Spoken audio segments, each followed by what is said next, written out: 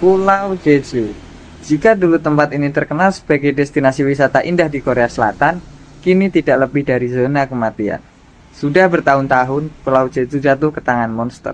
Sarang semut raksasa yang berisi ribuan makhluk mengerikan, membuat pulau ini menjadi salah satu tempat paling berbahaya di dunia.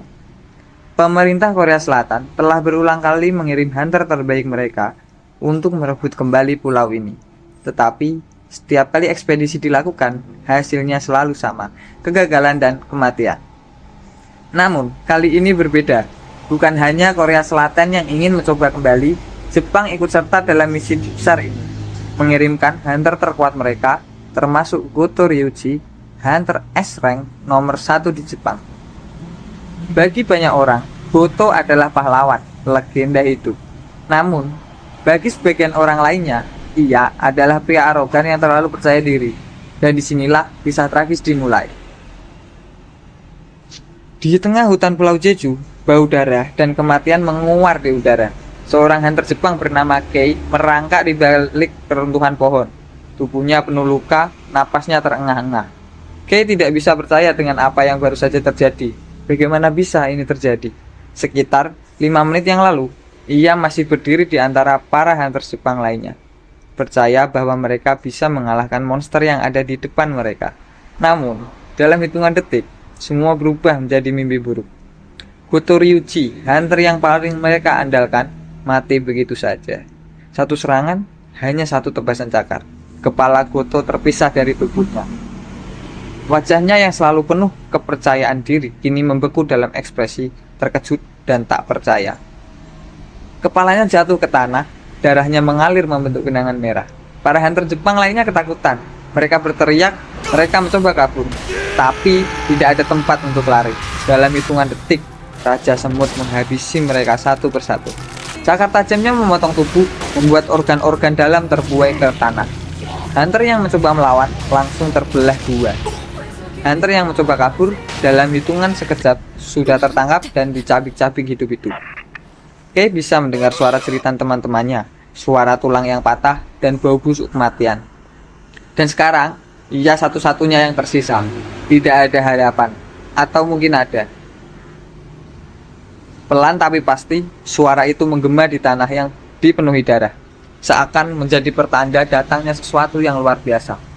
Hunter Jepang yang tersisa, Kei, masih bersembunyi di balik pohon yang tumbang. Tangannya menutupi mulutnya, berusaha keras menahan napas agar tidak terdengar. Matanya yang penuh ketakutan perlahan menoleh ke arah sumber suara itu. Dan di sanalah dia, seorang pria dengan pakaian serba hitam, berjalan santai di medan pertempuran yang penuh mayat. Wajahnya tenang, hampir seperti tidak peduli dengan kengerian yang ada di sekitarnya. Sun Jiwo telah tiba. Dari kejauhan, Raja Semut memperhatikan sosok itu. Matanya yang merah menyala menyipit, mencoba menilai ancaman yang datang. Selama ini, setiap manusia yang ia hadapi menunjukkan dua reaksi yang sama, ketakutan dan keputusasaan. Mereka gemetar, mereka berusaha lari, atau yang lebih parah, mereka menyerah bahkan sebelum bertarung. Tapi yang satu ini berbeda. Pria ini tidak terlihat takut, tidak ada ekspresi terkejut atau panik. Bahkan saat berjalan di atas tanah yang dipenuhi tubuh hunter Jepang, wajahnya tetap datar dan santai. Menarik, sangat menarik.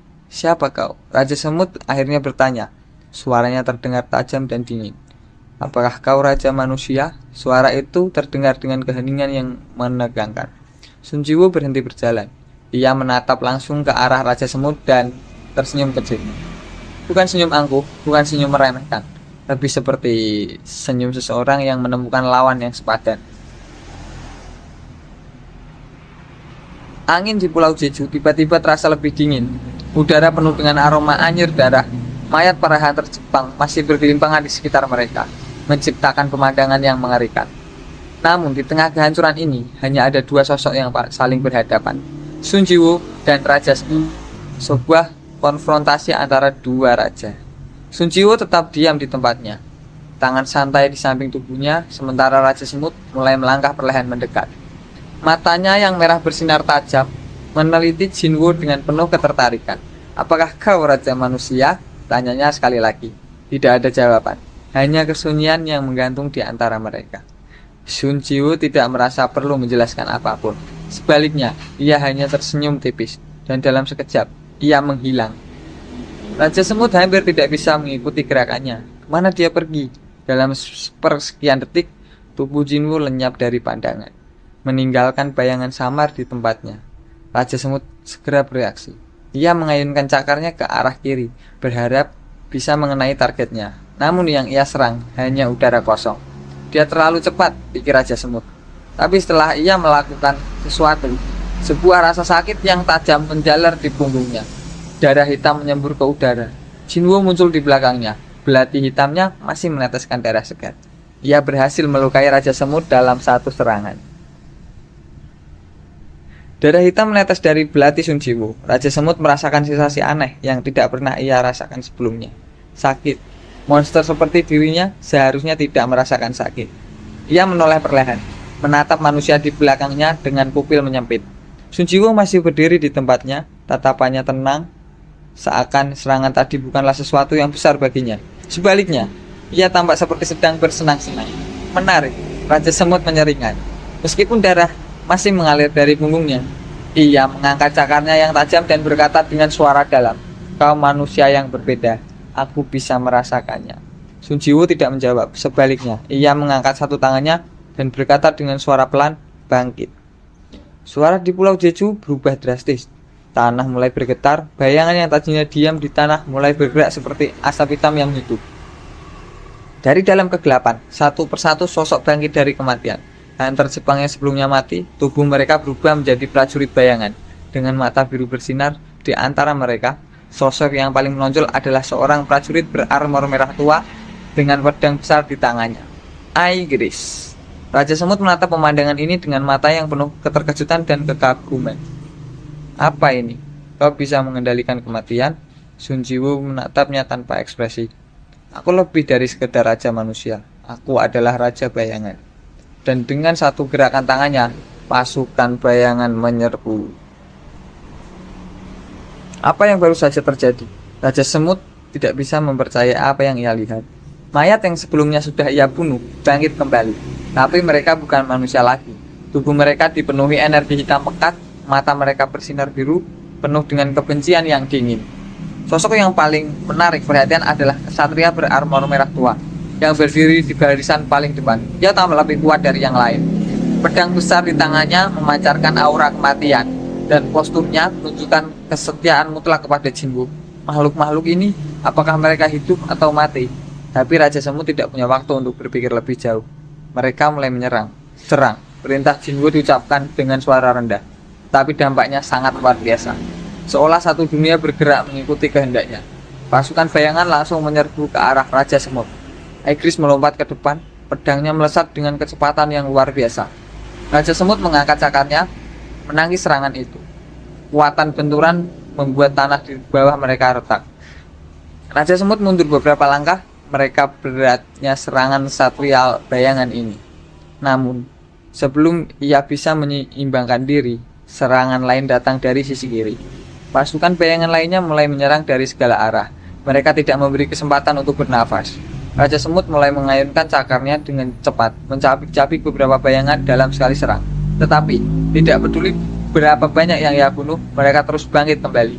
Setiap kali pasukan bayangan jatuh, tubuh mereka hanya berubah menjadi asap hitam sebelum kembali terbentuk lagi dalam kondisi sempurna. Tidak mungkin. Untuk pertama kalinya dalam hidup, Raja Semut merasa terpojok. Raja Semut tidak bisa mempercayai apa yang terjadi. Ia telah membantai manusia-manusia lemah dengan mudah sebelumnya. Ia telah mengoyak tubuh mereka, mencabik-cabik mereka tanpa kesulitan. Tapi kali ini, ia yang terpojok. Pasukan bayangan tidak bisa dihancurkan. Setiap kali ia membunuh satu, mereka bangkit kembali. Dan sekarang, manusia di hadapannya masih berdiri tanpa luka. Sun Jiwoo, pria itu tidak sedikit pun kelelahan. Sebaliknya, ia terlihat lebih tenang dari sebelumnya.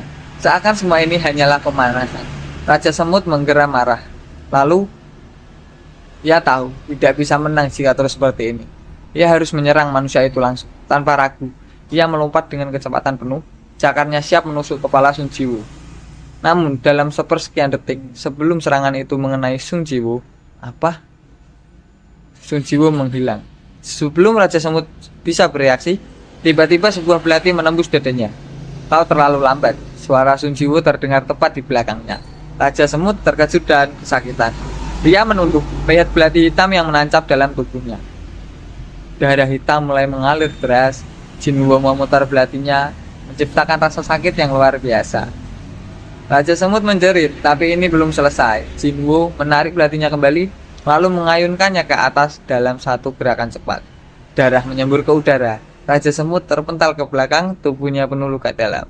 Untuk pertama kalinya dalam hidup, ia merasa akan mati.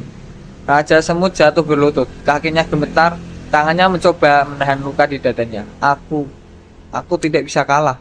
Aku seharusnya lebih kuat. Aku seharusnya tak terkalahkan, ucap si Raja Semut.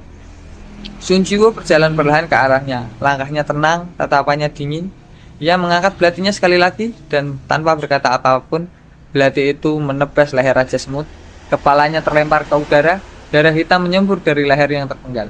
Tubuhnya jatuh ke tanah tanpa nyawa. Raja Semut telah mati.